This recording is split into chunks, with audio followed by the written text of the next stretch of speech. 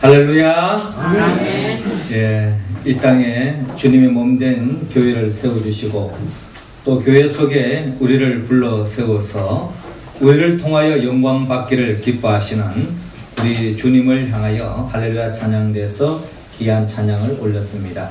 우리 주님께서 영광 중에 받아주신 줄로 믿습니다.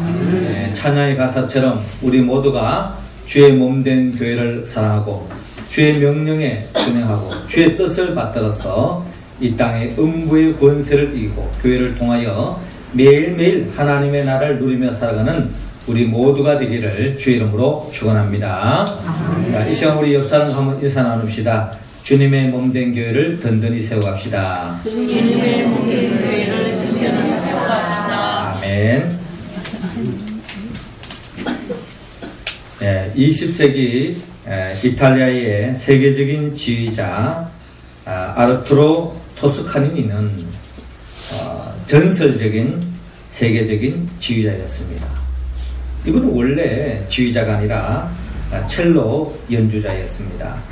그는 태어날 때부터 불행하게도 아주 시력이 나빴습니다. 그래서 앞을 잘 볼 줄 모르는 그러한 장애를 가지고 있었습니다. 그래서 이 토스카니니는 관현악단의 일원으로 연주할 때마다 앞에 놓인 악보를 잘 볼 수가 없기 때문에 악보를 모두 외워서 연주회에 나가곤 했습니다. 다른 사람들보다 몇 배나 반복해서 열심히 준비하고 계속적으로 그는 반복해서 그 모든 악보를 외웠다고 합니다. 그런데 한 번은 아주 귀한 연주회를 앞두고 그 연주회를 지휘를 하게 된 지휘자가 갑자기 병원에 입원을 하게 되었습니다.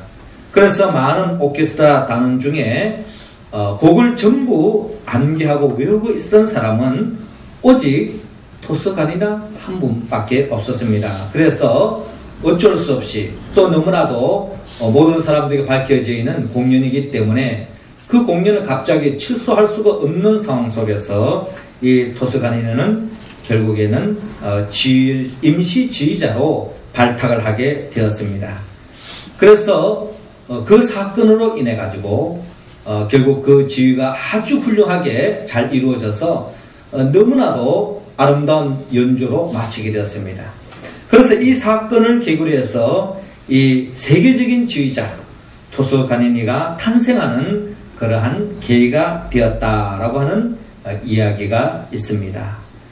준비하는 자에게는 언젠가 좋은 기회가 옵니다.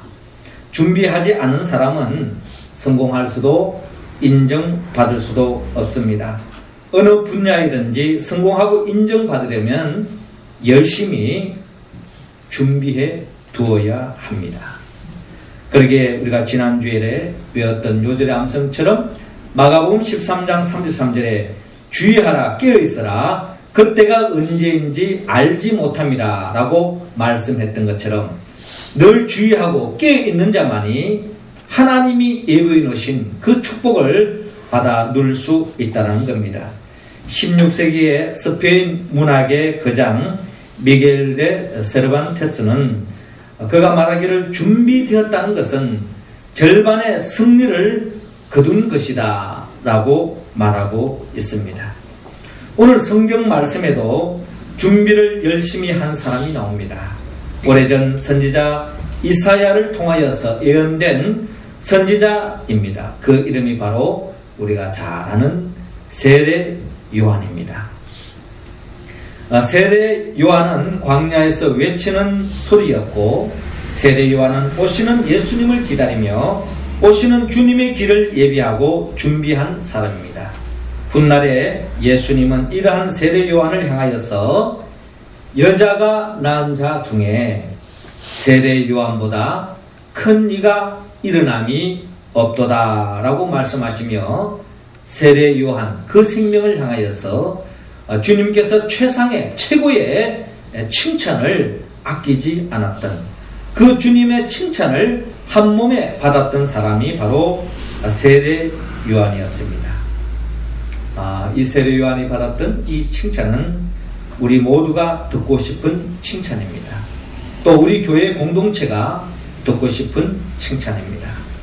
주님께서 우리 교회를 향하여 말씀하시기를 내가 세운 이 땅의 많은 교회 중에 명륜제일교회보다 마음에 드는 교회가 없다 하는 그런 칭찬받을 수 있는 우리 교회가 되었으면 좋겠습니다. 이것은 우리의 소망이요 더 나아가 하나님 아버지의 바람이라는 것입니다. 우리는 오늘 성경의 본문의 말씀을 통하여서 주님의 몸된 교회가 주님이 재림하여 오실 때 주님으로부터 칭찬받는 교회로서 또 교회에 속한 우리 모든 성도들이 주님 앞에 칭찬받는 우리 성도로 세움받기 위해서는 우리는 어떻게 해야 합니까? 하나님께서는 오늘 본문 1절에서 5절을 통하여서 죄악을 회개하라고 말씀하고 있습니다. 5절 말씀 우리 같이 한번 읽어봅니다. 시작. 온 유대 지방과 예루살렘 사람이 다 나아가 자기 죄를 작업하고 요단강에서 그에게 세례를 받더라. 아멘.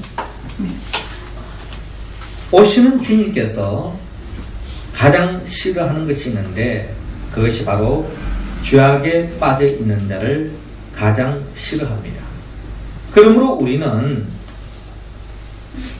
오시는 주님이 오시기 전에 우리는 지난날에 지은 모든 죄로부터 철저하게 회개해야 합니다. 심리학자 아들러는 말하기를 사람은 누구에게나 자신의 잘못을 했을 때에 각자 그 잘못을 방어하기 위해서 보호장치를 가지고 있다고 합니다.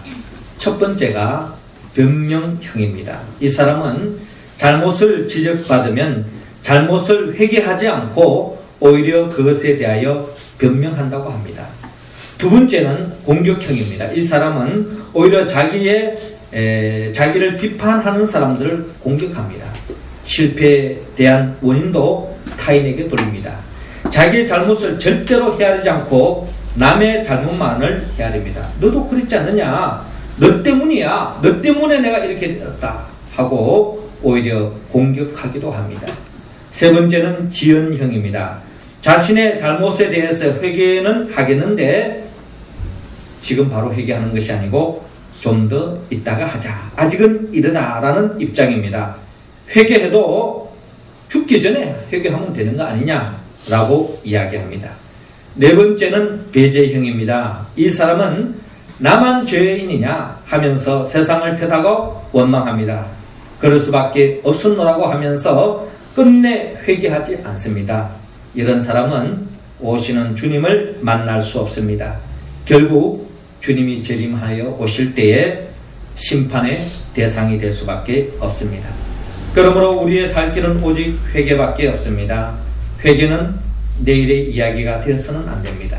회개는 오늘의 이야기가 되어야 합니다. 주님은 언제 어느 순간에 오실지 우리 모두는 알지 못하기 때문입니다. 오시는 주님의 길을 준비하는 사람은 지금 이 순간 바로 여기에서 우리는 회개해야 합니다. 이사야 1장 18절에 여호와께서 말씀하시되 오라 우리가 서로 변론하자.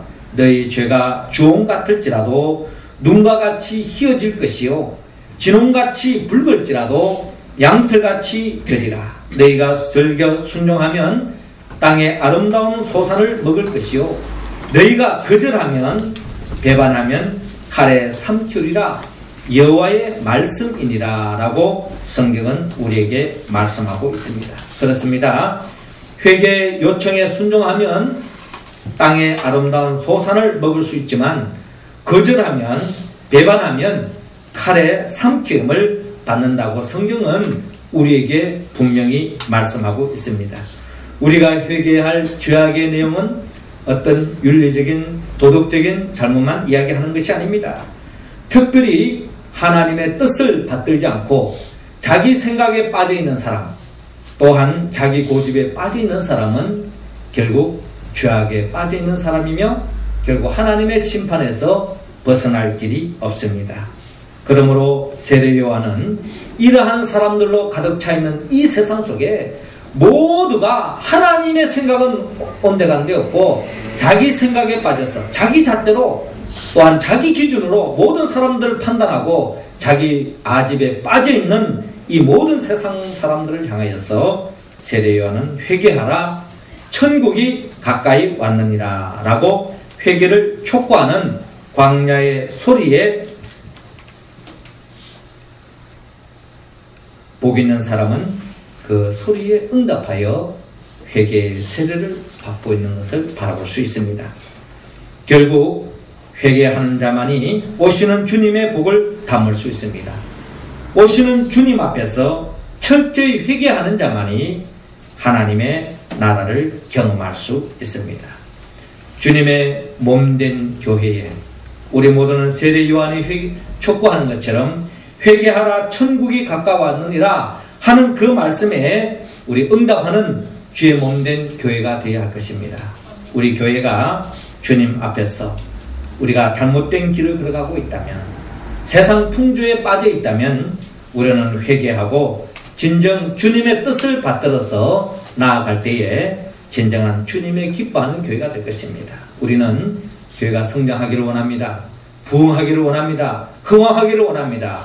그러나 그보다 더 중요한 것은 우리가 하나님 앞에 바로 서 있느냐, 하나님이 기뻐하는 길을 걸어가고 있느냐, 하나님의 마음에 합한 교회이냐, 이것이 더 중요합니다. 우리는 철저하게 회개함으로 주님이 언제 어느 순간에 오시더라도 주님 앞에 한 점 부끄러움이 없는 우리 교회가 되어서 이 마지막 때에 주님 앞에 인정받고 칭찬받는 우리 교회가 될 수 있도록 또한 우리 모든 성도들이 철저히 회개하고 주님 앞에 바로 서는 우리의 모습 될 수 있기를 주의 이름으로 축원합니다. 이어서 두 번째로 우리는 세례 요한과 같이 오시는 주님의 길을 준비하며 주님으로부터 칭찬받기 위해서는 세상을 멀리하라고 말씀합니다. 마가복음 1장 6절을 통하여서 주님께서 말씀합니다.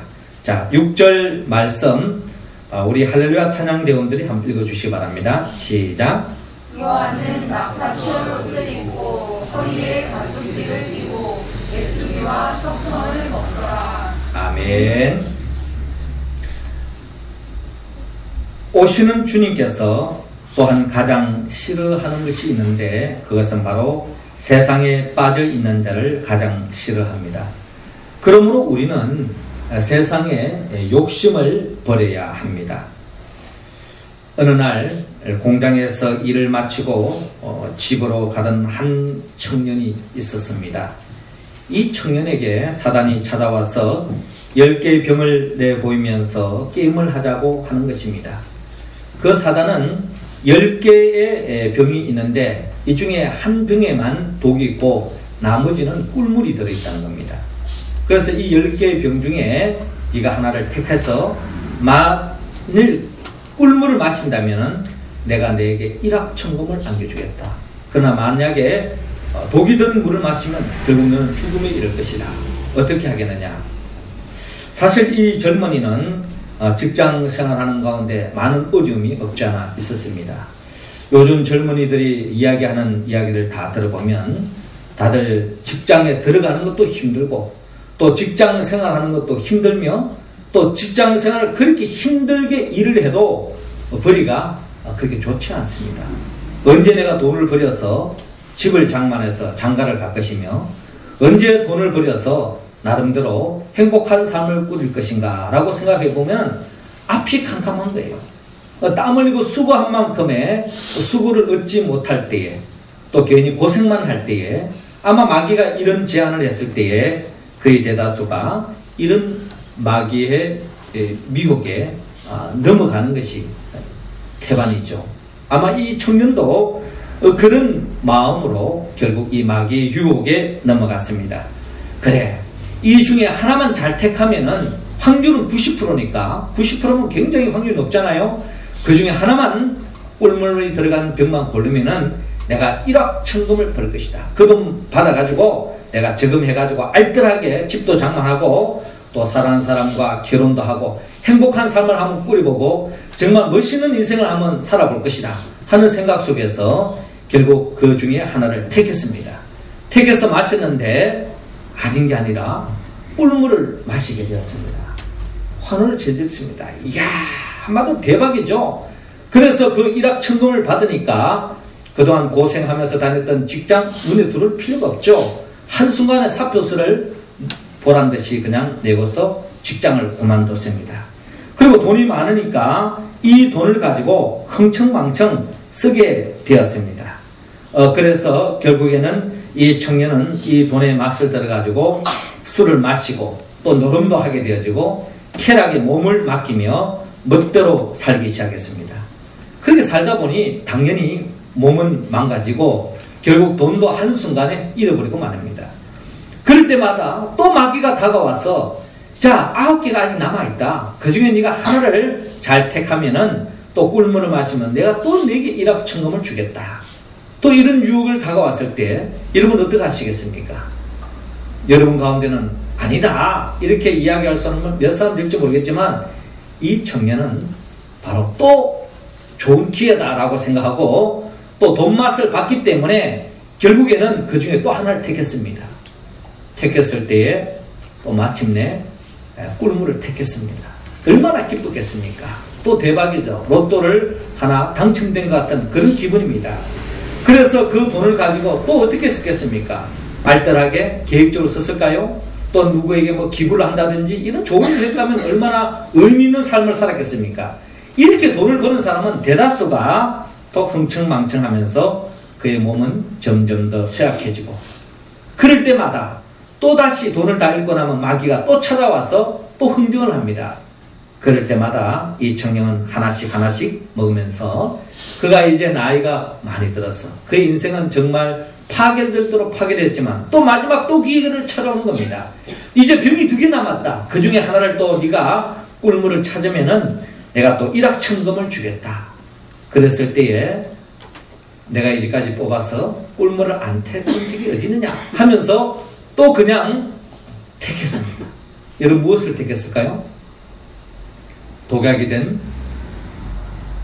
물을 택한 것이 아니라 꿀이 들어간 그 병을 또 택했습니다. 또 대박을 맛보게 된 거예요. 그러면서 이 사람이 마귀를 향해서 내가 또 이겼다 하고 환호를 지릅니다. 그때에 이 마귀가 사탄이 그 사람에게 말하기를 좋아하지 마라. 이래도 네가 나를 이겼다고 하느냐 하면서 그 독약이 든 줄로 있었던 것만 생각했던 그 마지막 병 하나를 이 마귀가 마시는 거예요. 그러면서 하는 말이 원래부터 이 10개의 병 중에 하나에는 독이 든 병은 하나도 없었다. 다 꿀물이 들었다는 거예요. 뭘 이야기합니까? 결국에는 너는 돈 때문에 너의 인생은 지금 망가지고 있다. 네가 그 꿀물을 마시는 순간부터 네 인생은 망가지게 되었다.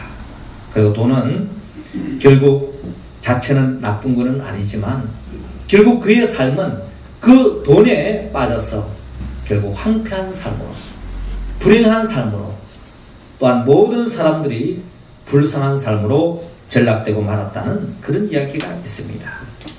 돈 그 자체는 결코 나쁜 것이 아닙니다. 돈은 우리의 삶에 반드시 필요한 것입니다. 그러나 사람이 돈에 지나치게 욕심을 부리면 돈이 자신을 망치게 되어지는 겁니다. 그러기에 디모데전서 6장 10절에 돈을 사랑함이 일만하게 뿌리가 되나니 이것을 사모하는 자들이 미혹을 받아 믿음에서 떠나 많은 근심으로서 자기를 찔렀도다 라고 말씀하고 있습니다. 오늘 성경에 보여주는 세례 요한은 주님의 길을 준비하는 광야에서 외치는 소리로서의 삶을 살았으면서 철저하게 검소한 삶을 살았다 하는 것을 우리는 역력히 볼 수가 있습니다. 세상적인 군더더기를 다 걷어내고 그는 청렴결백한 검소한 삶을 살았습니다.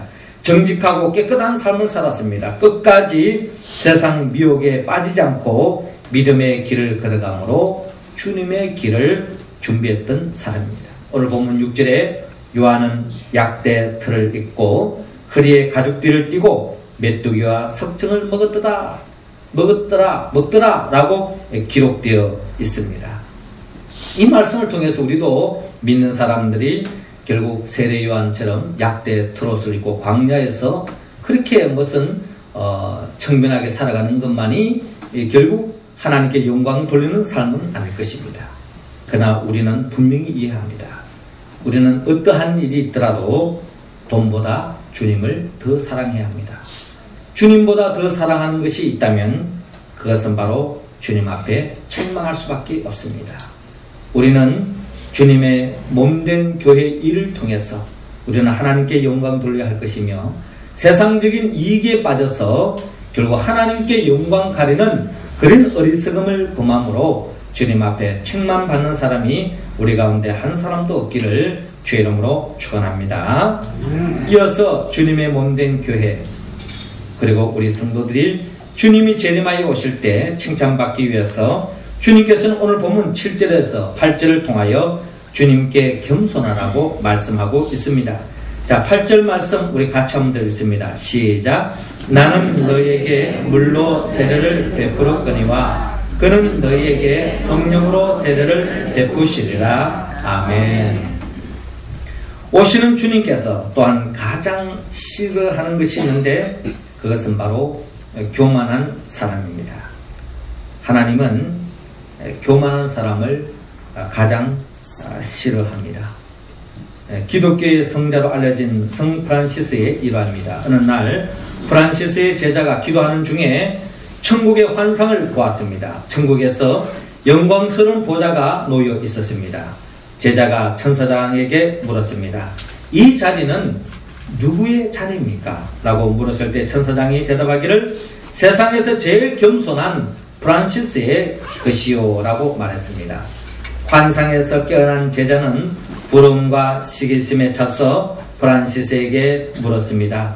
선생님은 스스로를 어떤 사람이라고 생각합니까? 그러자 프란시스는 대답합니다. 나는 이 세상에서 가장 악한 사람이네. 그러자 제자가 반박합니다. 선생님, 그것은 위선이요 거짓입니다. 선생님은 성인으로 추앙받는 분인데 어찌 악하다고 말씀합니까? 그때 프란시스가 대답합니다. 자네는 모르네. 자네가 내가 이만큼이라도 된 것은 오직 하나님의 은혜일세.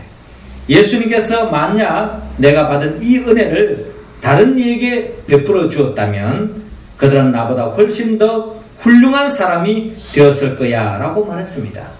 하나님은 오늘도 이 땅에 겸손한 사람을 찾고 있습니다.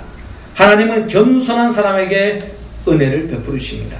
하나님은 겸손한 자를 통하여서 이 땅에 하나님의 뜻을 이루시고 또한 하나님의 나라를 확장합니다. 구약 성경 미가서 6장 8절에 사람아 주께서 선한 것이 무엇임을 내게 보이셨나니 여호와께서 내게 구하는 것이 오직 공의를 행하며 인자를 사랑하며 겸손히 내 하나님과 함께 행하는 것이 아니냐라고 말씀하고 있습니다. 어거스틴이 어느 날 제자로부터 이런 질문을 받았습니다. 선생님, 기독교인으로서 최고의 덕은 무엇입니까? 어거스틴이 대답합니다. 겸손입니다. 그러자 제자가 다시 질문합니다. 그러면 두 번째 덕은 무엇입니까? 다시 질문합니다. 어거스틴이 대답합니다. 그리스도인의 덕은 첫째도 겸손이요, 둘째도 겸손이요, 셋째도 겸손이다 라고 대답했습니다. 세례 요한은 주님의 길을 준비하는 광야에 외치는 소리로서의 삶은 철저한 겸손한 삶이었다는 것을 우리는 바라볼 수 있습니다. 누구 앞에 겸손했습니까? 예수님을 향하여 나보다 능력이 많으신 이다 라고 주님을 높였습니다. 그리고 주님을 향하여 나는 굽혀 그의 신들매를 풀기도 감당치 못하겠노라 라고 이야기했습니다. 그리고 나는 너희에게 물로 세례를 주거니와 그는 즉 예수는 성령으로 너희에게 세례를 주시다 라고 증거하면서 주님을 철저하게 높이는 삶, 철저히 교만한 마음을 버리고 겸손한 길을 걸어가므로 주님의 길을 준비했던 사람이 바로 세례 요한입니다. 겸손한 사람, 그 사람만이 주님의 명령에 순종할 수 있습니다. 겸손한 사람은 능력이 있지 않습니다. 자기 자신의 부족함을 그 누구보다 잘 아는 사람입니다. 그러나 겸손한 사람은 자신의 부족함을 잘 알기 때문에 더욱더 주님을 의지하는 사람입니다. 그런 사람만이 하나님의 일을 감당할 수 있고 순종할 수 있습니다. 주님의 몸된 우리 명륜제일교회가 주님이 기뻐하는 교회가 되기 위해서는 우리 교회가 겸손해야 합니다. 우리 교회를 섬기는 우리 모든 성도들이 겸손해야 됩니다. 특별히 오늘 우리 창립기념주의를 통하여서 우리 임직자들, 주님으로부터 세움받는 일꾼들이 겸손해야 합니다. 겸손한 사람은 철저히 자기 자신의 부족함을 아는 사람입니다. 그렇기 때문에 철저하게 주님께 매달리는 사람입니다. 주님이 도와주지 않으면 이 일을 감당할 수 없습니다. 그래서 그 일에 최선을 다하는 사람입니다. 비록 내 자신이 부족해서 그 일을 감당하지 못했을 때 결국 그 부족함을 통하여서 결코 주님은 책망하지 않습니다. 다시 주님은 우리에게 능력을 부어주시고 다시 기회를 주시는 분이 바로 우리 주님이신 것을 꼭 믿으시기 바랍니다. 사랑하는 성도 여러분, 주님께서는 주의 몸된 교회가 철저히 주님 앞에 겸손함으로써 더욱더 주님을 높이고 주님을 찬양하고 우리가 주어진 상황 속에서 주님을 최대한으로 예배하며 주님의 뜻을 이 땅에서 우리가 전파하며 나아갈 때에 주님은 우리 교회를 통하여 더없이 영광 받으시고 이 마지막 때에 정말 주님이 오실 때 칭찬받는 교회가 될 줄로 믿습니다. 사랑하는 성도 여러분, 주님은 우리 교회가 이 마지막 때에 온전히 책망받지 않고 칭찬받는 교회로 세우기 위해서 죄악을 회개하라, 또 세상을 멀리하라, 주님께 겸손하라고 말씀합니다. 우리가 어떻게 이 말씀에 온전히 응답할 수 있을까요? 우리는 이 말씀에 온전히 응답하기에는 늘 부족함을 고백하지 않을 수 없습니다. 죄악을 회개해야 되지만 우리는 달콤한 그 죄악의 길로 나갈 때가 있습니다. 세상을 멀리해야 한다고 하지만 결국 우리는 알게 모르게 세상에 짝하고 있습니다. 주님 앞에 겸손해야 하지만 어느덧 주님을 내몰라하고 세상 길로 가는 것이 우리의 모습입니다. 그러므로 우리는 성령의 도움을 받아야 하는데 성령은 예수님의 영입니다. 예수님이 누구인가를 바로 아는 자에게 성령의 도움이 임합니다. 예수님은 누구죠? 예수님은 우리를 위하여 말씀으로 천지 만물을 창조하시고 또 우리를 위하여 말씀이 육신에 이 땅에 오시고 또 우리를 위하여 우리 모든 죄를 짊어지고 십자가에 못 박혀 죽으시고 부활하시고 승천하시고 지금도 하나님 보좌 우편에서 우리에게 성령을 부어주기를 원하며 그 성령의 도우심으로 주의 몸된 교회를 받들어 교회를 통하여 주의 뜻을 이루고 하나님께 영광 돌리고 하나님의 나라를 살아가는 우리들을 이 땅에서 맛볼 수 없는 새하늘과 새 땅으로 인도하게 하여 재림하여 오실 줄로 믿습니다. 이러한 주님을 우리가 믿고 의지함으로 예수의 영 보혜사 성령의 도우심으로 오늘 우리에게 주신 이 말씀에 응답하여 하나님께 영광 돌리고 더없이 영광스러운 교회를 세우며 또한 하나님이 예비하신 그 축복을 받아 누리는 우리 모두가 되기를 주의 이름으로 축원합니다. 다 같이 기도드리겠습니다. 생명의 영 보혜사 성령님이시여, 이 시간 우리 모두에게 성령의 기름을 부어 주옵소서. 철저하게 죄악을 회개하고 세상을 멀리하며 또한 주님께 겸손함으로 말미암아 하나님께 영광 돌리고 주님이 이 땅에 세우신 그 뜻을 받들어 하나님께 영광 돌리고 주의 뜻을 이루어가는 주의 몸된 명륜제일교회 또 교회에 속한 우리 모든 성도들이 되어서 더 없는 하늘의 복을 누리며 살아갈 수 있도록 인도하여 주옵소서. 예수님의 이름으로 기도드리옵나이다. 아멘.